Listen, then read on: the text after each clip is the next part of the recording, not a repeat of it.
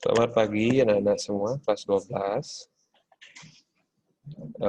Bapak akan kembali melanjutkan materi tentang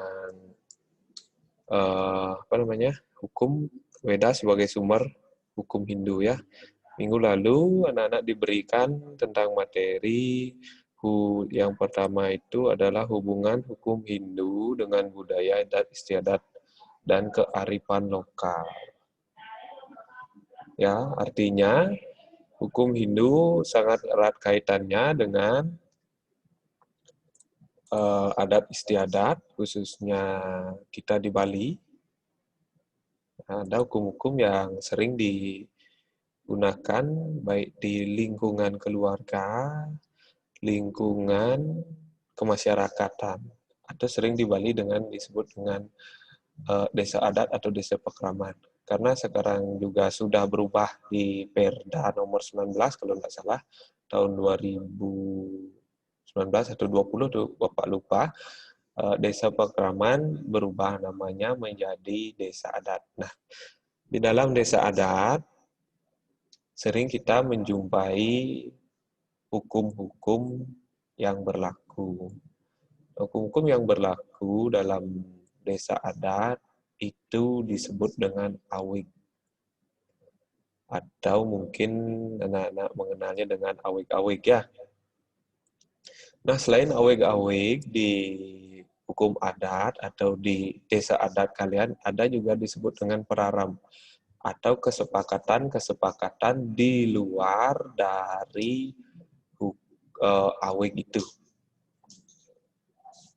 Artinya setelah ada awig, bagaimana perkembangannya mungkin perlu ditambahkan sehingga dibuatkanlah peraram-peraram. Nah, peraram ini menyesuaikan dengan pola-pola kehidupan masyarakat.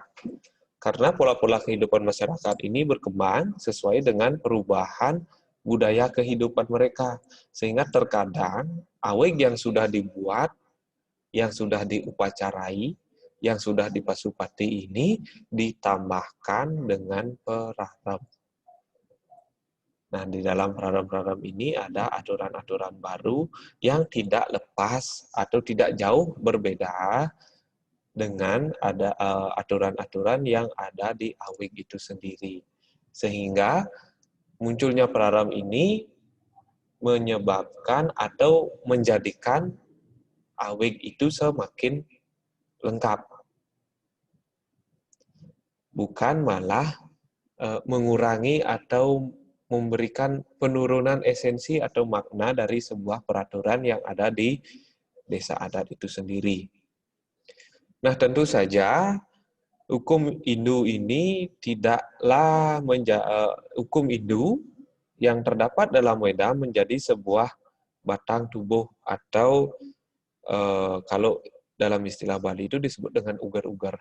Kemudian diterjemahkan atau diturunkan menjadi sebuah awig-awig sesuai dengan kebutuhan yang diperlukan di desa pekraman atau desa adat itu sendiri. Sehingga antara awig-awig di desa adat A itu misalkan dengan awig-awig di desa adat B itu pasti berbeda.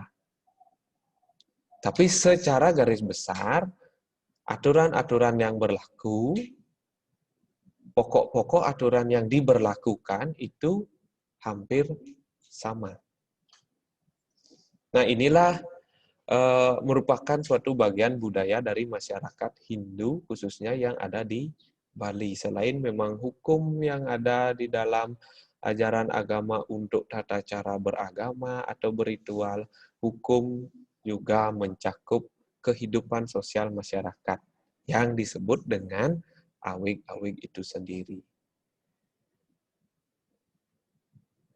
Nah, bisa mungkin kalian tanyakan pada orang tua kalian, apa saja yang diatur di dalam awig.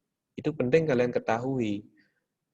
Karena mau tidak mau nanti kalianlah yang akan menggantikan posisi orang tua kalian sebagai mungkin yang laki-laki, sebagai kepala keluarga, kemudian yang wanita atau yang cewek ini menikah ke tempat laki-laki juga Harus mengetahui hal-hal tersebut agar perilaku kalian sebagai masyarakat sosial tidak menyimpang dari aweg-aweg yang berlaku atau tertulis sebut. Terlebih lagi ada peraram-peraram. Itu misalkan. Nah, peraram misalkan contoh, setiap masyarakat ketika melaksanakan upacara, sebelum melaksanakan upacara, kalau ritualnya tingkatannya alit, hari pelaksanaan upacaranya hanya 1 hari. Kemudian kalau ritualnya odalan ageng, upacaranya sampai 3-4 hari. Kalau piodalan ketemu dengan purnamo kapat, setiapa ini disebut dengan peraram. Kalau peraram ini bisa ditambahkan lagi di beberapa subnya itu disebut dengan ilikita. Tidak merubah peraram secara keseluruhan itu disebut dengan menambahkan ilikita menurut Perda Provinsi Bali tahun 2019 nomor 19 kalau tidak salah. Itu diatur di sana. Sehingga hukum-hukum tetap berlaku ya. Kemudian hubungan hukum Hindu dengan hukum adat. Nah, ini sudah dijelaskan. Nah, coba siapa di antara kalian bisa memberikan Bapak satu contoh hubungan hukum Hindu dengan hukum adat? Ini caranya niki nepung sami kok lah. Iki nggih. Nggih, tarik. Kalau ada yang bisa memberikan tanggapan, apa hubungan hukum Hindu dengan hukum adat? Kalau bisa langsung di-unmute. Silakan.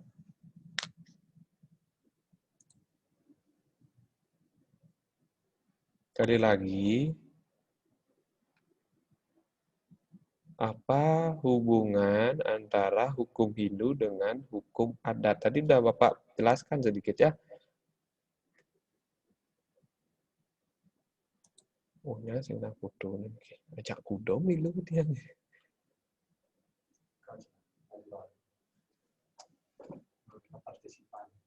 Wah, milu banyak 47. Ya, silakan dari ke-47 siswa mungkin berikan pendapat ya, pendapat kalian tentang apa sih hubungan antara hukum Hindu dengan hukum adat ya.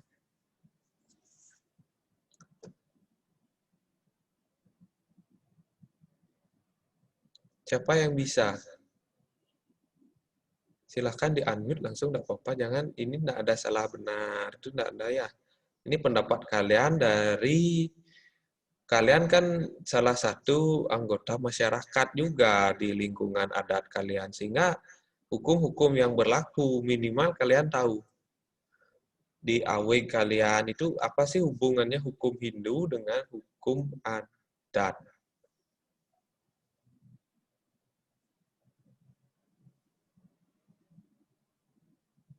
Silahkan di-unmute kalau ada yang mau menjawab. Nggak ada. Ini udah yang ikut sedikit sekali ini. Yang lainnya kemana?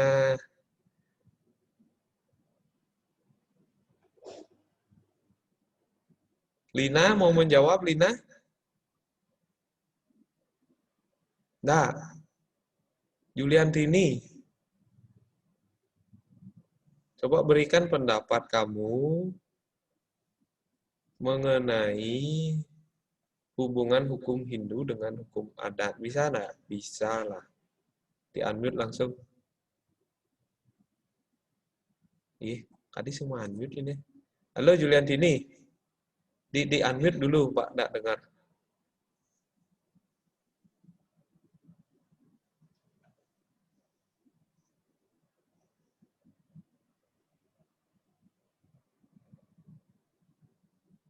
Ditanya. Ini Juliantini. Niki. Coba Juliantini. Selamat pagi, Pak. Pagi, ya. hubungan hukum Hindu dengan hukum adat ya Pak ya. Ya, pendapat kamu apa kira-kira hubungannya? Itu tidak ada benar salah tidak di sini. Di sini Pak mau mendengar bagaimana, apakah kamu tanggap dengan lingkunganmu? Coba biar didengar juga dengan sama teman-temannya yang lain. Hukum Hindu dengan hukum adat.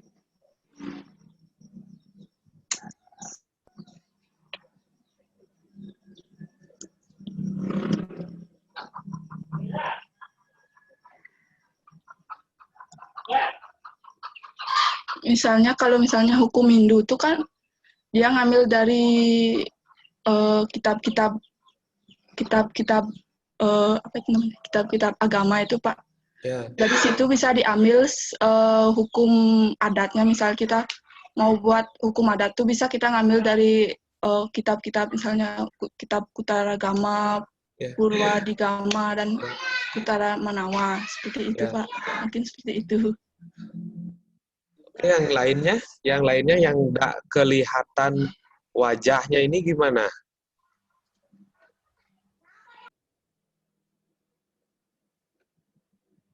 Loli, ada Loli di sini kok tidak kelihatan fotonya? Ditinggal mungkin ya. Coba, Loli, bisa tidak kamu menjelaskan apa hubungannya hukum Hindu dengan hukum adat?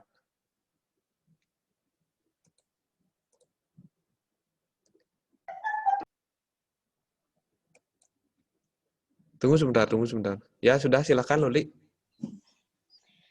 Menurut saya hubungan antara hukum Hindu dan hukum adat itu, hukum adat berasal dari hukum-hukum Hindu, namun disaring kembali berdasarkan dari kebiasaan-kebiasaan dari masyarakat atau banjar tersebut. Jadi tidak semua dari hukum Hindu diambil untuk hukum adat yang berada pada kita seperti kitab Kutaragama seperti itu pada masyarakat di lingkungannya. Ya, bagus sekali pendapatnya. Yang lain? Mela mungkin, Manika?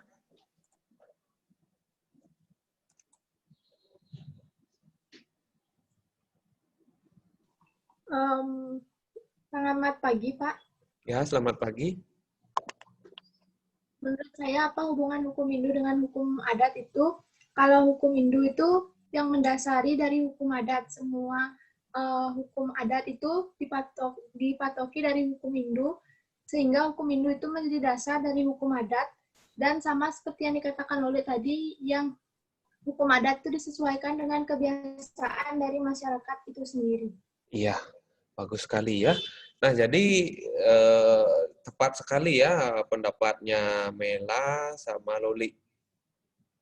Artinya, hukum Hindu tidak bisa terlepas dari hukum adat.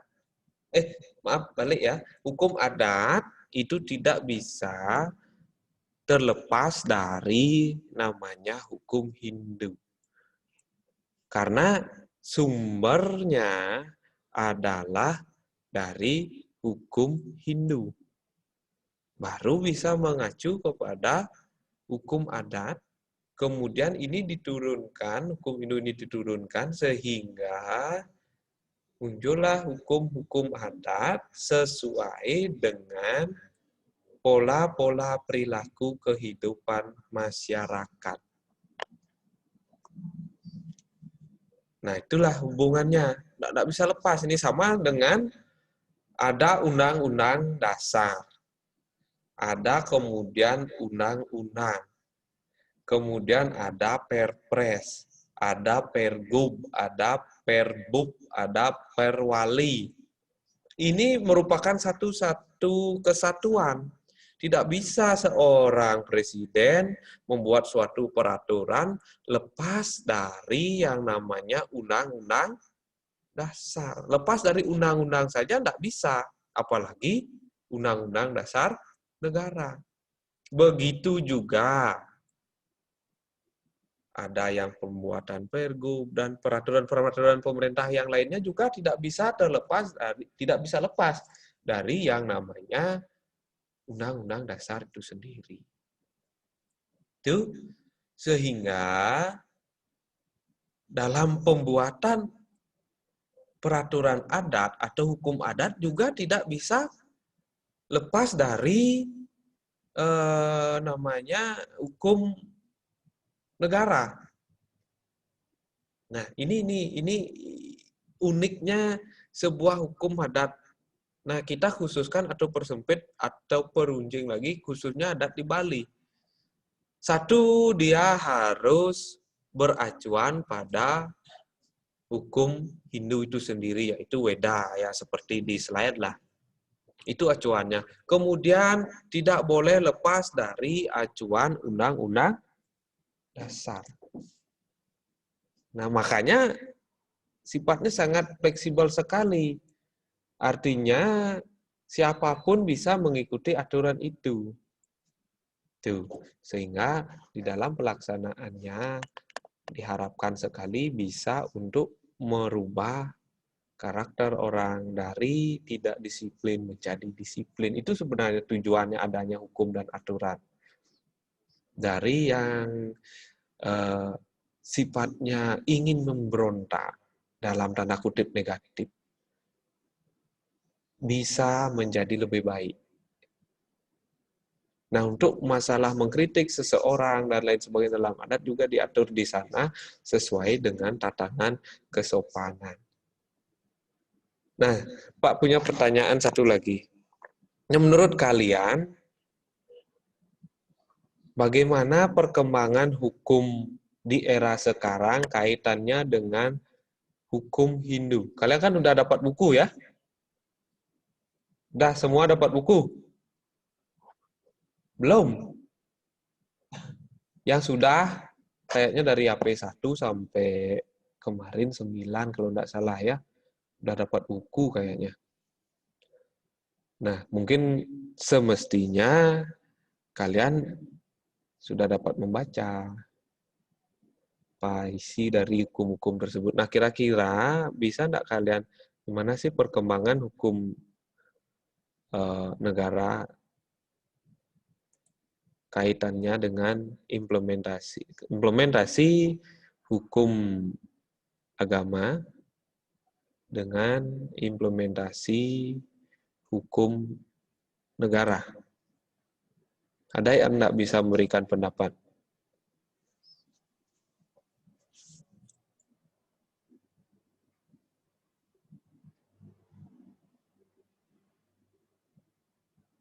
Sekarang kan banyak pelanggaran hukum, kemudian berita mengenai hukum-hukum itu di media sosial, di televisi, surat kabar banyak. Kira-kira masih sejalan enggak antara perkembangan hukum Hindu kita dengan hukum kenegaraan? Yuk, siapa yang bisa jawab?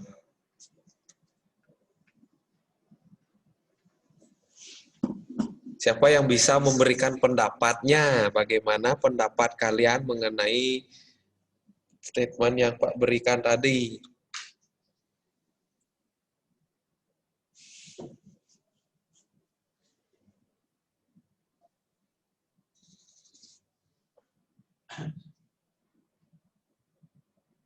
Omang Ayu, Trisna bisa? Apa itu biasanya?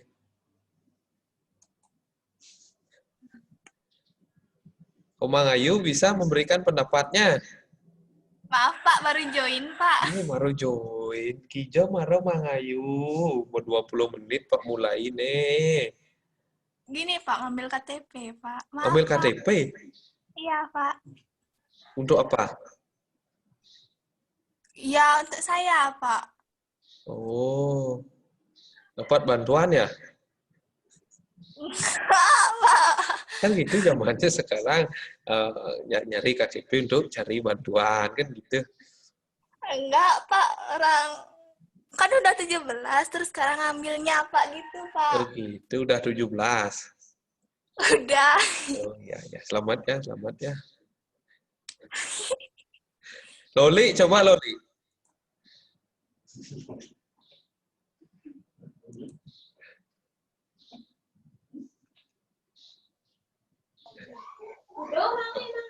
Coba Loli berikan pendapatnya. Nah, Milu jak 48 kan nyin budang badeng Pak slide kedua petang ngonya gini tuh. Nah, dap ngoto les dap neneo. Coba berikan pendapatnya. Gimana sih perkembangan hukum nasional kaitannya dengan Weda sebagai sumber hukum Hindu? Kamu kan sebagai orang Bali, apa kok orang tuh gigis-gigis gitu loh, Li?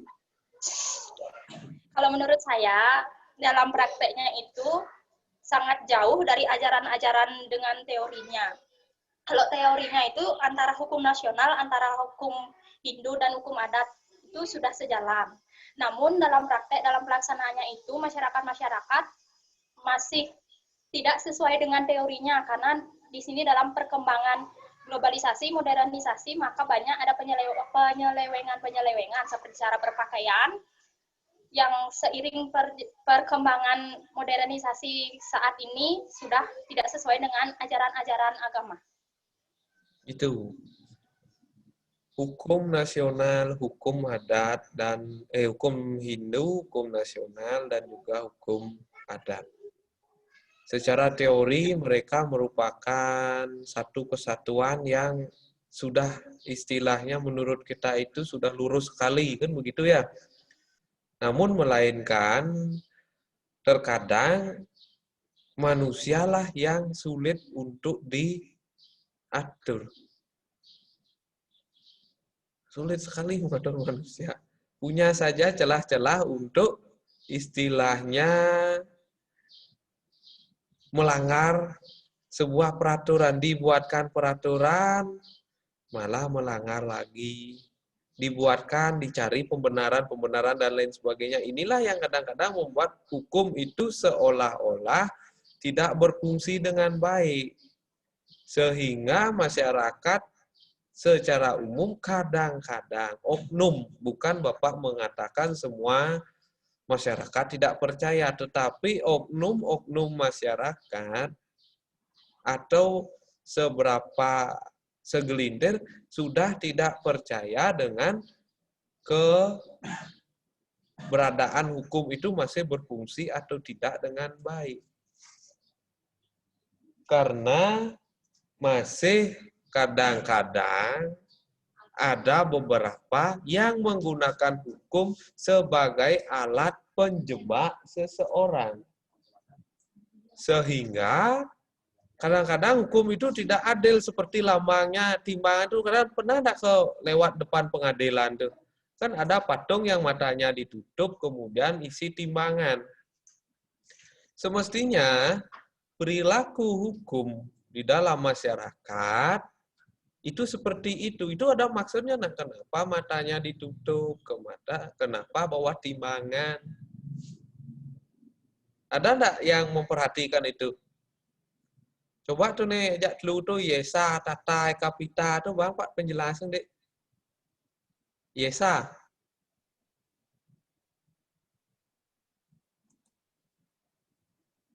Atau Kapita boleh tuh jak dulu yuk itu.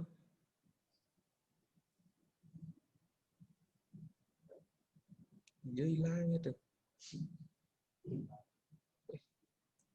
Kenapa dihilangkan gambarnya, Pak?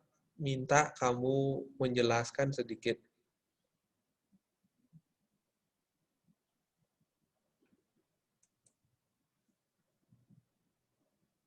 Yesa.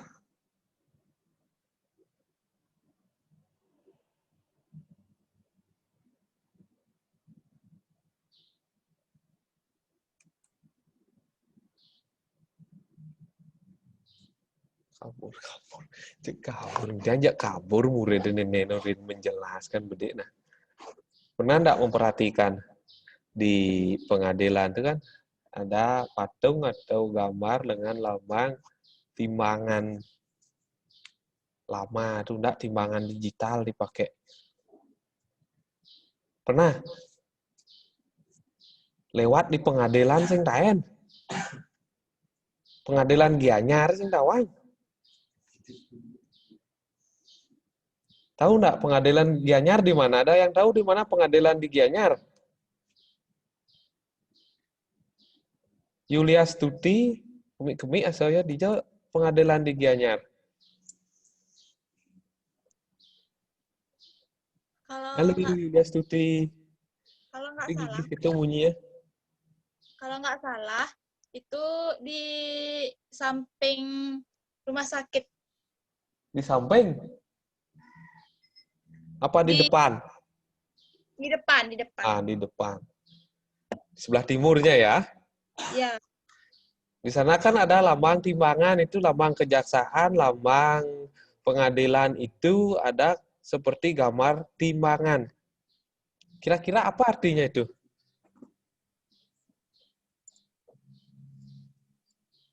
Artinya Ya, hukum negara itu di mana kalau ada orang yang bersalah itu seharusnya tidak ada yang hukum itu tidak memihak salah satu, tapi sebagaimana kalau orang bersalah itu hukumannya akan dipertimbangkan sesuai dengan undang-undang, baru setelah dipertimbangkan dijatuhkan hukuman yang sesuai dengan apa yang telah diperbuat. ya bagus. Bagus sekali ya. Artinya lambang timbangan itu intinya hukum apapun, baik itu hukum Hindu, hukum nasional, pokoknya hukum itu harus adil. Tidak ada keberpihakan. Makanya di dalam sebuah perkara, orang yang benar diberikan kuasa hukum, perbantuan hukum. Kemudian orang yang salah pun diberikan perbantuan hukum yang sering kalian kenal atau disebut dengan pengacara. Dia nak mau pilih bin aliang perbantuan hukum Pak aliang pengacara Pak. Tujuannya adalah supaya bisa benar-benar menyatakan kalau memang salahnya siapa itu, misalkan salahnya yang salah tersebut sesuai dengan hukum yang berlaku. Sudah jelas-jelas dia salah Pak, kenapa dibantu lagi? Nah itulah tujuannya, ada keadilan. Ada keadilan di sana yang perlu dipertimbangkan sehingga yang salah memang benar-benar salah sesuai dengan hukum, kemudian yang benar memang betul-betul benar sesuai dengan hukum. Tuh.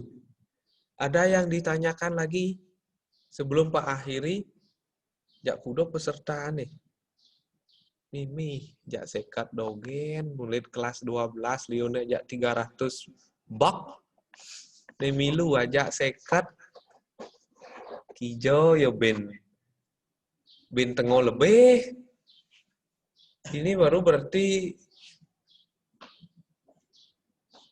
hanya 30% ya yang ikut meetingnya, enggak apa-apa.